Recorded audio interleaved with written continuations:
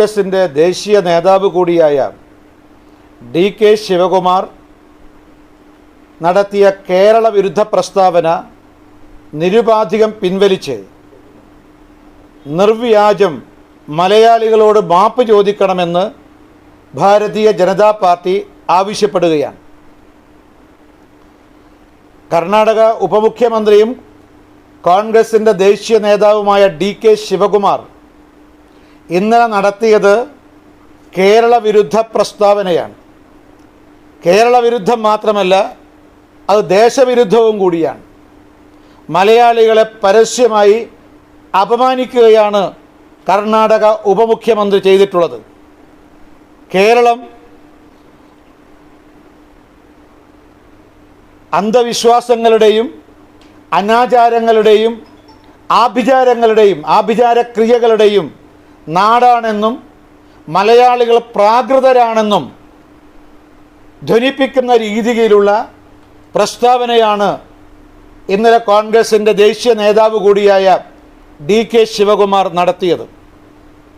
കർണാടക സർക്കാരിനെ അട്ടിമറിക്കാൻ കേരളത്തിൽ കണ്ണൂർ ജില്ലയിൽ ഒരു പ്രസിദ്ധമായ ക്ഷേത്രത്തിന് സമീപം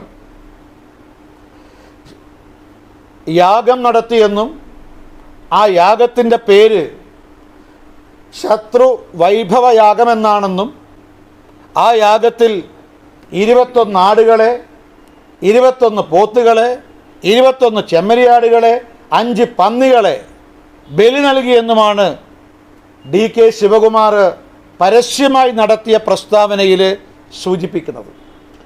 ഈ പ്രസ്താവന തികച്ചും അടിസ്ഥാനരഹിതമാണെന്ന് മാത്രമല്ല, കേരളത്തിലെ ജനങ്ങളെ ലോകത്തിൻ്റെ മുന്നിൽ അപമാനിക്കാനാണ്, അവഹേളിക്കാനാണ് DK ശിവകുമാർ ശ്രമിച്ചിട്ടുള്ളത്.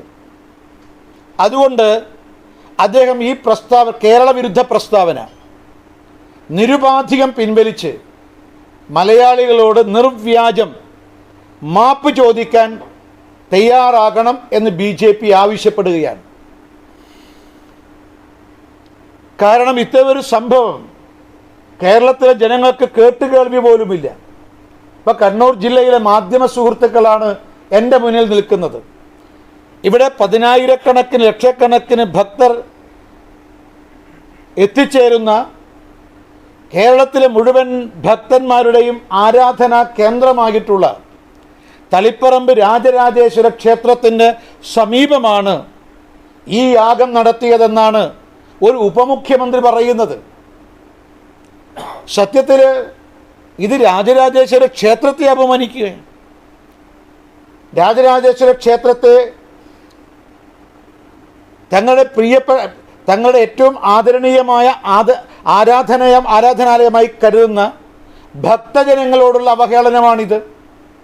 മാത്രമല്ല, ഇതുമൂലം രാജരാജേശ്വര ക്ഷേത്രം ആഭിചാരക്രിയയുടെ കേന്ദ്രമാണെന്നും ഈ പ്രസ്താവനയിലൂടെ മനസ്സിലാവുകയാണ്. ഇപ്പോൾ കേരളത്തിലെ ജനങ്ങളെ, കണ്ണൂർ ജില്ലയിലെ ജനങ്ങളെ, ഭക്തജനങ്ങളെ എല്ലാവരെയും അപമാനിക്കുകയാണ്. എവിടെ നിന്നാണ് ശിവകുമാറിന് ഈ വിവരം ലഭിച്ചത് എന്ന് അദ്ദേഹം വ്യക്തമാക്കിയിട്ടില്ല. പക്ഷെ അദ്ദേഹം പറയുന്നു, എനിക്ക് ആധികാരികമായി കിട്ടിയ വിവരമാണെന്നാണ് അദ്ദേഹം പറയുന്നത്. മൃഗങ്ങളുടെ കണക്കുകളൊക്കെ തന്നെ അദ്ദേഹം വിശദീകരിച്ചിട്ടുണ്ട്. ഇത് സത്യത്തിൽ ഇതിനപ്പുറത്ത് മലയാളികളെ അപമാനിക്കാനുണ്ടോ? അതുകൊണ്ടാണ് ഞങ്ങൾ ഈ കേരള വിരുദ്ധ പ്രസ്താവന, മലയാളികൾ അപമാനിക്കുന്ന ഈ പ്രസ്താവന പിൻവലിച്ച് അദ്ദേഹം മാപ്പ് ചോദിക്കണമെന്ന് ആവശ്യപ്പെടുന്നത്. പക്ഷെ ഇതുവരെയായിട്ടും കേരളത്തിലെ മുഖ്യമന്ത്രി ഇതിനെതിരെ ഒരക്ഷരം ഉരിയാടി കിട്ടില്ല.